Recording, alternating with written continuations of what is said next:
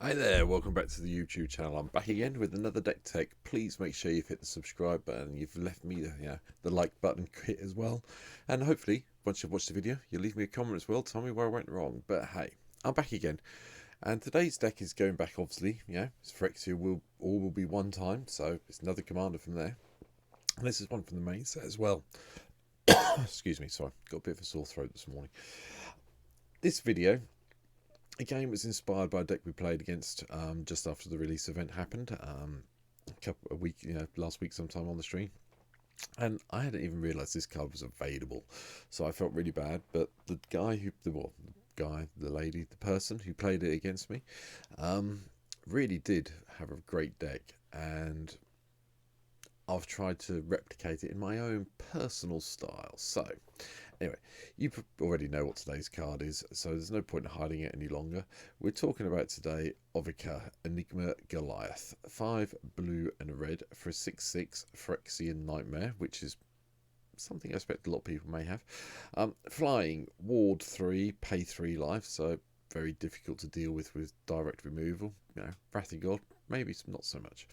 But whenever you cast a non-creature spell, create X 1/1 red goblin creature tokens where X is the mana value of that spell. They gain haste until the end of turn. Yep, it's another Izzet deck where you don't need to have creatures in the deck at all. You just want lots of spells to make all your things come really, really quickly with all these nice goblin tokens. So that's what I've tried to do with this one. I'm trying to abuse the goblin side of it. There's some cards you may have seen already. There's some cards hopefully you haven't thought about yet. But, let me know. Comments down below. Tell me what I've missed. Anyway, so the deck today this is what we look like. Start with the lands. I've put Besieger in because I said there's not very many creatures in the deck itself. So we do want to make sure that our sorceries and instants can't be stopped by anyone playing blue. Cascade Bloods, the usual selection of blue-red lands you'd expect to see. 8 islands, 8 mountains, Molten Tributary, Path of Ancestry, Prismari Campus, Reliquary Tower, you always see for me now, along with Temple of the False Gods. We need a ramp for this, so that's that side of it. Now I've tried to keep down a low number of the 0 drops, because obviously if we've got Ogre in play, every spell we want to play, we want to make sure we're getting a Goblin token for, but we still put a few in because we do need to ramp to this card quite quickly. So the suspended ones, I've got the Tantalite and the Talisman. I've also chucked in Mana Crypt, Mana Vault, Sol Ring, and then down the bottom over here, Arcane Signet, Fire Diamond, Izzet Signet, Sky Diamond, Talisman of Creativity, Izzet Key Rune, Coalition Relic, and obviously there's actually a creature, well, one of the creatures in the deck, Solemn Simulacrum's in here as well. We need to ramp hard, but the upside to this is if we can ramp hard and then still get ramp spells, when we cast our ramp spells we do get 2 Phyrexian Goblin creature tokens with haste, so bear it in mind. Obviously you're going to be doing a lot of things you're going to be doing are going to be good before pre-combat with this deck, and there is one little proviso I'll put in now while I'm talking on the video. This is not a cheap deck to build in real life, and you will see why shortly. If you're building it on MTGO, it's not too bad. Check the deck link that's in the description down below. You can go see how many tickets it costs according to MTG Goldfish's tracking system. But in real life, you've got to be quite a rich person to build this deck. So I'll point out the cards you probably want to take out and change as we go through the video, as I usually do. So bear that in mind. Anyway, going back to it. But what we want to be doing is casting non-creature spells. So what do we start with? Well, we need to sort the top of the line. We might need to shuffle everything away so we have a really bad hand. So Wheel of Fate's in. Again, it's one of the 0 ones, so we're not going to get any tokens off it. But, discarding your hand, drawing 7 more should give you the way to cast some things. And don't forget, when this is finished off its suspend, you don't pay for it. It just happens. Unless someone's paid something that's annoying and making you cost spells. But, bear that in mind. So, whole handful of 7 cards, all your mana untapped. Let's see what we can cast from there. And hopefully get some goblins going from Ovika. I don't know if I'm saying that right. If I'm saying it wrong, sorry. So that's the non-ramp one in the 0. Then we've got Brainstorm, Preordained, Serum Visions, just so we can draw some cards, manipulate things a little bit. Obviously with Ovika, goblins as well, one of each. Hence why Blightstone Brightstone Rituals in here. At some stage we'll hopefully have a whole board full of goblins, and we can cast this, get a whole ton of red mana, and do one of the main win conditions in the deck. Obviously for us, well for me, one of the main win conditions is going to be attacking, but this does give us another option, which I'll get to in a minute. Lightning Bolt for a little bit of early control, and Elixir Immortality so we can start shuffling everything back in if it all goes a bit pear-shaped. Not that unusual for me, I know. So there we go. Likewise, Cyclonic Grifts in here to control the board. Again, not unusual for me in blue.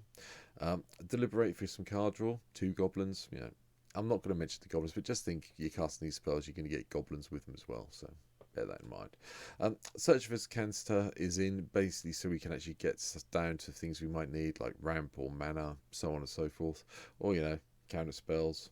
The usual 2 that I play when I'm playing a blue deck have appeared. Battle Hymns in as well, just for that extra mana ramp if we need to. That would be another big way of doing one of the win conditions coming up. Desperate Ritual, so we can power out Ovika if we need to earlier on in the game. Do I need to talk about Dockside? It's a red deck, I'm playing Dockside at the end. Yeah, okay. But it is a goblin, so it's kind of on theme. Dragon Fodder, obviously this is great. If you cast this with Ovika in play, you're going to get 4 goblins instead of just 2. And then one of the other win conditions, Goblin Bombardment. If someone casts Wrath of God when you've got a board full of goblins, you are going to ping the heck out of them. So bear that in mind. Arcane Infusions here as well, just to go and find something we might need in top 4 cards. And Expressive Iteration as well, does the same thing, but in a slightly different way. The other card I'll point out here, there is Geometric Nexus in here. A little bit weird, I'm sure you agree, but we are playing a lot of instants and sorceries, so getting some charge counters on here would be quite nice, and maybe some big blockers would be even nicer. And don't forget, you can do it at any stage. You just take all the charge counters off and start again, so it's pretty good from that point of view. A little bit of protection for other cards in as well, so we've got Lightning Greaves, we've got Swiftfoot Boots, they're here as well to protect other card when we get it in play. More card draw. This is the expensive one I was talking about. Take it out if you're going to build it in real life, unless you own one, and you're very, very lucky if you do. If you don't own one, yeah, just change it for something else that does maybe, just draws you some extra cards. There's a few 5-drop ones that draw 3 and so on and so forth. But yeah, that's here because the other one's here as well. Wheel of Fortune, second really expensive card in the deck. Again, take it out if you need to. Jace is here, draw some cards. Chaos Warp to control the battlefield. Prismari Command to ping something. Great treasure token, destroy an artifact that's upsetting you. That does it all with now with Prismari Command, and you'll see a lot of this now turning up in my blue-red decks. I have actually worked out how powerful this card is at long last, so whoops, sorry for all the previous videos. Up to the 4 drops, Behold the Multiverse is quite nice. We can foretell it, get Ovika down, cast it for its foretell cost, but because Ovika looks at the mana value, which is the important bit, this gives you 4 for 2 mana. 4 goblins for 2 mana. Likewise, Chemist's Insight's quite nice. You can jump start it as well. Yes, you have to discard a card, but hey, why not for 4 mana? Just get it back from your graveyard. Big Score as well. Gives you a couple of treasure tokens, which may be better than Chemist's Insight, but I wanted some instant speed way of getting goblins if I needed them. Hence why it's here. And then Porphyros. Yeah, I know this is in the deck earlier in the week. But still, you're making creatures, they're coming into play. Let's just shock our opponent for every time we get a goblin into play. It would probably upset them, but at the end of the day, it's a win con. Chain Reaction, control the board. I've gone with Koth. I picked up Koth in the draft I did, and I quite like Koth anyway. And having the ability to go and get a basic mountain card and put it in our hand seemed like a really good idea to me. Yes, we're not really going to be playing around with the -7 bit very much, but the -3 might help. If we can keep building it up and doing the -3 to blow up the biggest creature. Sounds like a good plan. A little bit of onboard control. Storm the Vault, just for the treasure tokens, and then tapping it for all the artifacts we control. We do have a lot of artifacts in the deck, and I thought the treasure would help with a little bit in the early game. Solemn I've talked about. J.O. Ballard's in as well, just for the mana ramp side of it. Also some card draw if we get really stuck. Hence why it's here. The -8 if we can get there would be good as well, but hey, we'll see what happens. Battle of Frost and Fire, a little bit more board control, and hopefully get something off the mana off the third part when we get there. Interpret the Signs, yeah. New one I'm trying out. I had it sitting around in my collection for a while. I haven't played it at all yet in any decks, but I figured the Scry 3, reveal the top card, then draw that many cards. could be useful this deck, especially when we want to be doing things. Plus, with Ovika in play, it's 6 goblins. Shark Typhoon is also the other card that I'll play in a lot of blue decks nowadays, especially where I've got a lot of non-creature spells like this one. The little sharks can come around and fly around in the air and annoy people. Morkenheim is also here because it produces a blocker. I quite like the idea of the Illusional Dog, but the +2, draw 2, put 1 on the bottom is not a bad payoff either from my point of view. Going down from there, Arcane Bombardment and 1,000 Year Storm, just to make sure we can take advantage of all of the instants and sorceries we're hopefully going to be casting. So we thought might as well have them in and see how it goes. Moving over to Oran's Epiphany, I want the extra turn. Yeah, I'm not going to even apologise for playing it in this deck. I want an extra turn occasionally. Deal with it. Brass's Bounty helps with our ramp side of things. Get the treasure tokens on the go. It's great, especially if you get this under Arcane Bombardment. Done it once or twice. It's good fun. Treasure Cruise for the draw value. Obviously, hopefully we're not going to be exiling too much from our graveyard. But if we do, we have to, with Ovika and play it's 8 goblins. Dig Through Time. Again, same idea. Draw some cards. Magma Opus is something people don't expect to see played. Full damage to the big things. Tap a couple of permanents. Get a blue 4/4.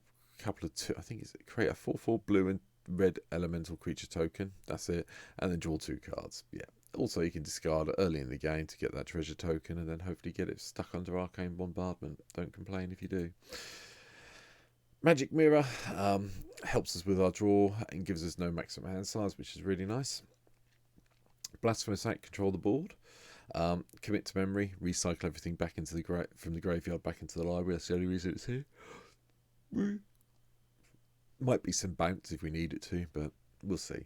And the reason we have all the rituals at the start is Crackle with Power. This is how I see winning the game most of the time with this deck outside of combat damage.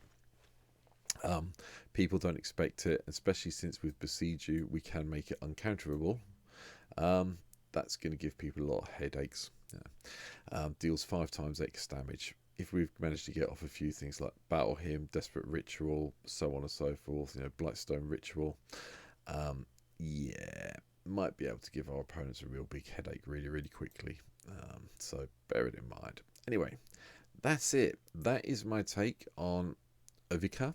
I hope I've said that right all the way through the video, or else I've been a right idiot. Hope you've hit the like button. I hope you've hit the subscribe button. Leave me a comment. Let me know what you think I've missed out. I can't think of anything off the top of my head. I think I've gone down the right road with this one for a change. But, there may be other people who've got better ideas than I've got and have built it in real life and said, this works, this doesn't. So let me know in the comments down below. I always try and read them and I always try and respond to them. So thanks for watching. Take care. And hopefully you'll come and watch the next video I have up. See you all soon. Or, come and follow me on Twitch. 150 followers at the moment, trying to get to 175. The link's down below. Go over there and just hit me a follow button. I'd appreciate it. Alright, thanks for now. See you in the next one. Bye.